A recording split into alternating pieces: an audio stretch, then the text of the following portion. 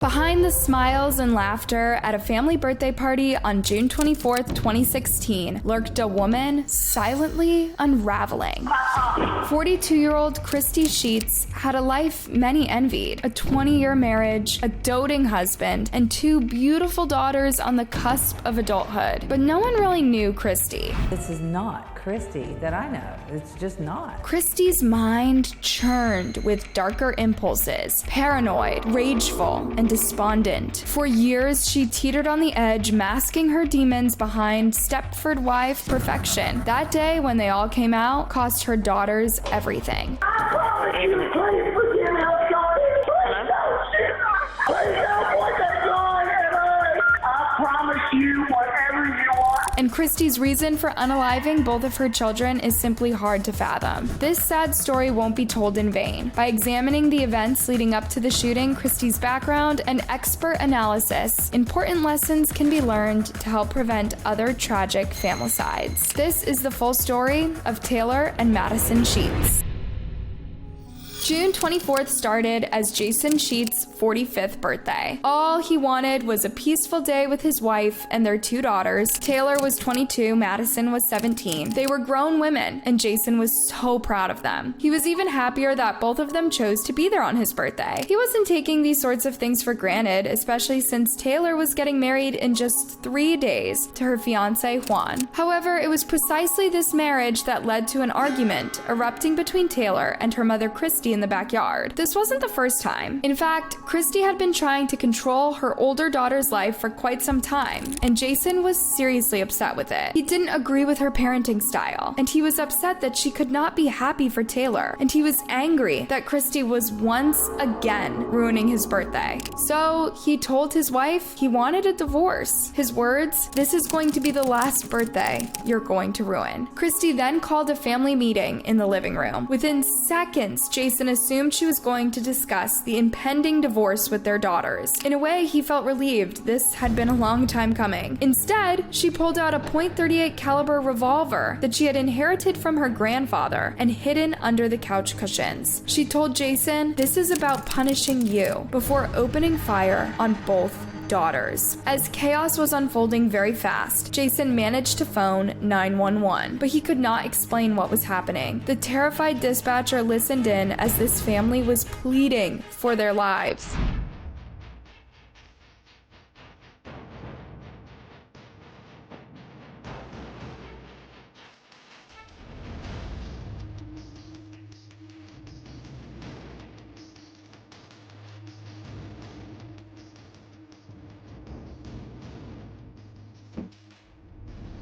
Please don't point that gun at us.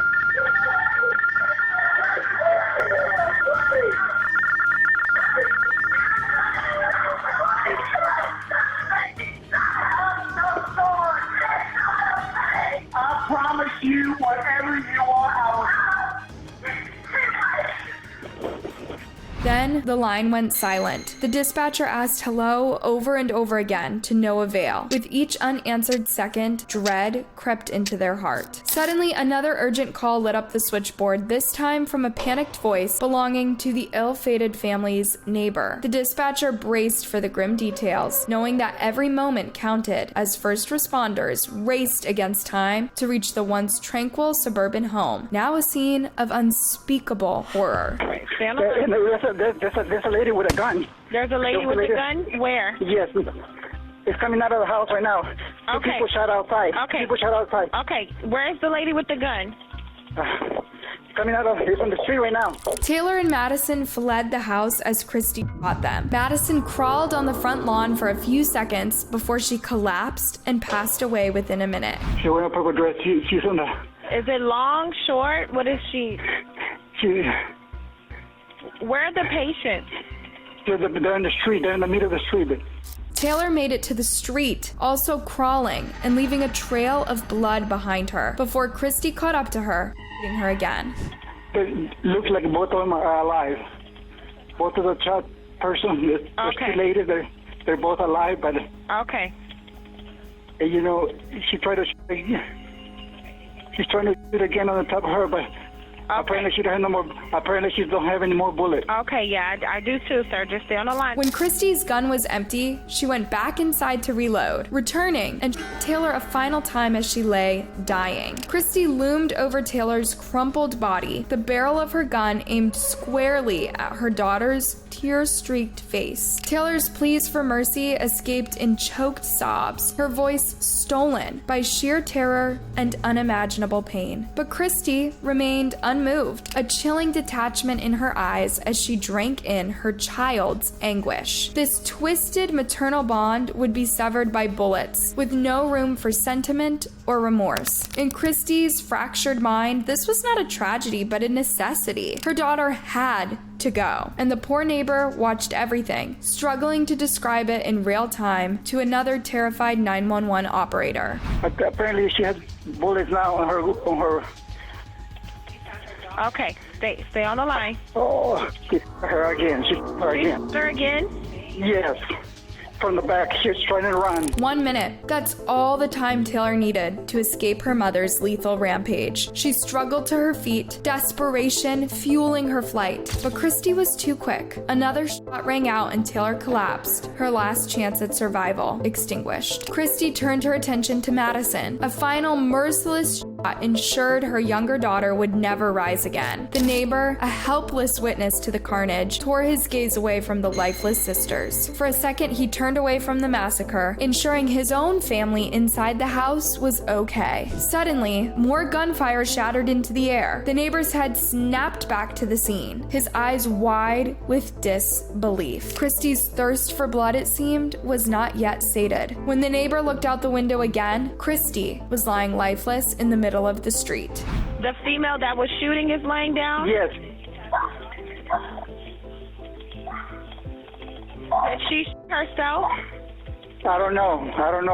I just see her down on the floor now, but I don't know what happened. Authorities arrived as Christy fired the last shots at Taylor. They ordered her to drop the gun, but she refused and moved towards the officers. One officer shot Christy once, killing her at the scene. Jason was found unharmed, but emotionally distraught at the end of the street. Both daughters were transported to a hospital but could not be saved. Madison, 17, was pronounced dead on arrival. Taylor, 22, succumbed to her injuries later that day. 3 911 calls, 2 from the daughters and 1 from a neighbor, captured the terror as it unfolded. On the call, screaming and gunshots can be heard. The neighbor told the 911 operator that Christy was standing over one of the victims with a gun. The quintessential family birthday party had turned into a gruesome double murder-suicide, leaving a father without his beloved daughters and a fiancé without his bride-to-be, just days before their wedding. The community of Katy, Texas was left reeling, wondering how a mother could commit such an unthinkable act.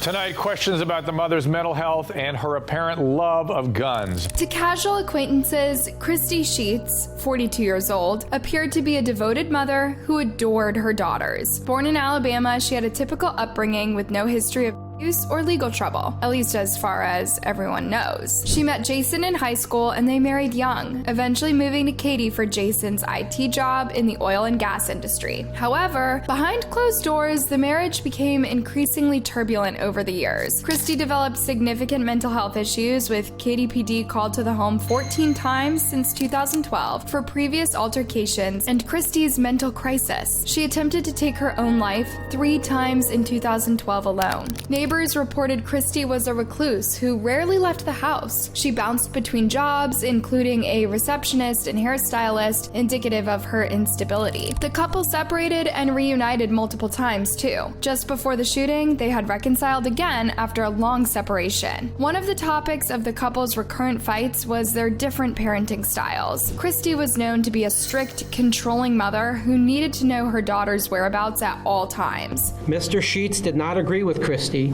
and told her that it was inappropriate to ground their 22-year-old daughter and prevent her from seeing her fiancé. This contrasted with Jason's more laid-back parenting style, which Christy saw as lazy or careless. When Jason saw his daughters as grown women who knew what they wanted and could cross a road, Christy saw them as her babies. They needed protection 24/7, and only she could give it to them. How ironic then that this overprotective mother became the danger she was trying to keep them away from. Christy's relationship was strained with everyone inside her family. Her mental health was declining and thus affecting everyone. And when an argument seemed to come to a peaceful conclusion, she would find a new reason to fight her loved ones. Her latest ongoing fight was with her eldest daughter Taylor as they argued about her upcoming wedding. The deaths of Christy's mother and grandfather, to whom she was very close, in 2012 appeared to hasten her mental decline and increase her dependence on alcohol to cope. She inherited her grandfather's .38 revolver used in the shooting. Despite multiple stays at mental health facilities and treatment for depression and anxiety, Christy's condition continued to deteriorate. Publicly, Christy maintained a cheery facade, frequently posting on social media about her love for her daughters. She was always on Facebook posting pictures of her and her daughters and gushing over her perfect family life. In September 2015, she wrote, "Happy Daughter's Day to my two amazing, sweet, kind, beautiful, intelligent girls. I love and treasure you both more than you could ever possibly know." Taylor and Madison also spoke glowingly online about their mother. Behind the smiling photos, however, was a deeply disturbed woman, losing her grip on reality and her family. Tragically, unaddressed mental illness and a fascination with firearms proved a deadly combination. According to forensic psychologist Dr. Todd Grande's analysis, Christy Sheats exhibited signs of severe mental health conditions, including major depressive disorder, anxiety, and borderline personality disorder, BPD. Her symptoms, mood swings, substance abuse, unstable relationships, and recurrent suicidal behavior align with hallmarks of BPD. Dr. Grande notes Christy's reckless behavior was likely exacerbated by alcohol abuse as she self-medicated to numb her emotional pain. Over time, depressive episodes can worsen with increased alcohol consumption during each low period in an attempt to feel normal again. This cycle is destructive to the individual's health and relationships. Christy's husband and friends may have wrongly assumed she was improving every time her mood temporarily lifted. In reality, the underlying issues persisted without proper treatment, leading to more severe lows and erratic conduct. Loved ones often grow weary and blame the individual for giving up on recovery. What's unusual in this case, Dr. Grande observes, is how quickly Christy escalated from self-harm to violence against her children, whom she appeared to love deeply. Even when she pulled out her revolver that day, her daughters first started pleading with her not to use it on herself. They were sure she would not want to hurt them. They believed she loved them. Imagine the shock and horror in those short seconds when they realized Christy had other intentions. Then there's Christy's motive, a motive she clearly stated to her husband before firing into their daughters. Deputies say both 22-year-old Taylor Sheats and 17-year-old Madison Sheats were by their mother, 42-year-old Christy Sheats, before Christy was killed by a police officer Friday night. Only Jason Sheats, the husband and father, was not hurt. Well, obviously he's a victim, and he was very shaken up. Oh my gosh. Obviously, to be able to witness something like this, very distraught, and we just have to continue to pray for him to try to get through something like this. According to Jason himself, Christy's motive was to punish him. Remember, it was his birthday on June 24th. Yeah, Christy did not pick that moment at random. Now it appears that Christy Sheats was motivated by anger and revenge, and that the person she most wanted to hurt was the one survivor of that shooting spree, her husband Jason, who had asked her for a divorce. This ploy also showed detectives how cold and calculated Christy was. Christy had ample time and opportunity to shoot and kill Mr. Sheats in the home, but she chose not to. Mr. Sheats stated Christy knew how much he loved Taylor and Madison and how much they loved him. By killing his children, Mr. Sheats will have to live the rest of his life with this horrible memory. Vengeful desire to punish Jason by murdering his daughters seems to have overwhelmed any maternal instinct to protect them. This suggests an incredibly selfish, unstable, and sadistic psyche, unhinged from reality. As a side note, experts do not believe Jason could have reasonably overpowered Christy once she was armed, based on the likely physical distance between them. Trying to verbally de-escalate by telling Christy to shoot herself was unwise. wise and illustrates the challenge of knowing how to react in such a volatile crisis. The detectives learned something else. Looking through Christy's past, she was a big firearm enthusiast. Her Facebook, a bizarre mix of maternal love and right-wing rants. Obama bashing? Check. Democrat blaming? You bet. It would be horribly tragic if my ability to protect myself or my family were to be taken away. But that's exactly what Democrats are determined to do by banning semi-automatic handguns. To protect her family, of course. The same one she would later decimate in a hail of bullets. Christy's post didn't age well, to put it mildly. In the end, her staunch advocacy proved a fatal hypocrisy. Christy's story became a haunting testament to the perils of unchecked gun access, a grim punchline in the debate over the Second Amendment rights versus common sense limits. The analysis underscores the complex interplay of mental illness, substance abuse, and access to deadly means that can push a person to commit familicide. It highlights the difficulty in predicting such a rare and extreme event, even with some warning signs. Ultimately, early intervention and sustained intensive mental health treatment may be the best defense. Lost in the headlines about the killer are the two bright lives she cut short. Taylor Sheats, born in 1994, was a talented artist and honors student who had just graduated with an associate's degree. She was enrolled at the University of Houston to study diagnostic medical imaging. She was kind-hearted, funny, and a mentor to the children she babysat. Kids Are Kids director Cindy Graves remembers her as a kind and dedicated teacher. She was a wonderful person, a wonderful teacher. She was always around children. Taylor was excitedly planning her wedding to her fiance, Juan Lugo. After dating for over 5 years, they were to be married in a small ceremony just 3 days after her murder. I couldn't have picked anybody better, Jason Sheats later said of his future son-in-law, who was devastated by the loss of his soulmate. Madison Sheats, who is 5 years younger than Taylor, was also an honors student, active in volunteerism and known for her sweet and honest nature. She had a bright future ahead with plans to attend college. Family and friends remember Madison as an early riser who loved cooking breakfast and had a great sense of humor. Both sisters were extremely close and looked out for each other. Their father called them best friends who loved everyone unconditionally. In their final moments, the girls tried frantically to save each other and their father from their mother's rampage. At a vigil, the community gathered to mourn the incomprehensible loss of Taylor and Madison. Friends and teachers gave tearful tributes, remarking on the sisters' kindness, intelligence, and generosity of spirit. Jason also said between tears, "If you have loved ones, tell them you love them every day and give them a hug because you never know. It might be your last day." Jason appeared on Dr. Oz, spreading awareness about his daughters and their legacy of love. Lights of joy in a world full of darkness.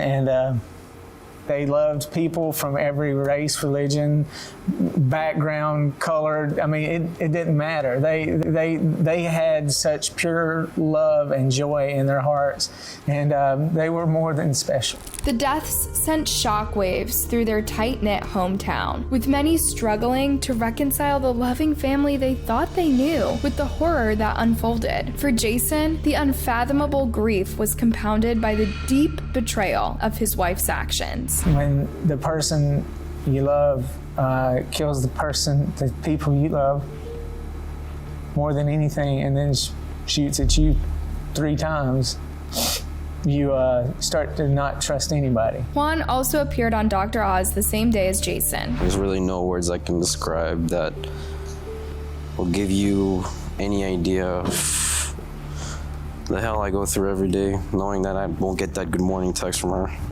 I'm alone a lot, so relief is very hard to find. And the hardest thing is seeing my loved ones doing what they can to help me out, but I think it's unfair that I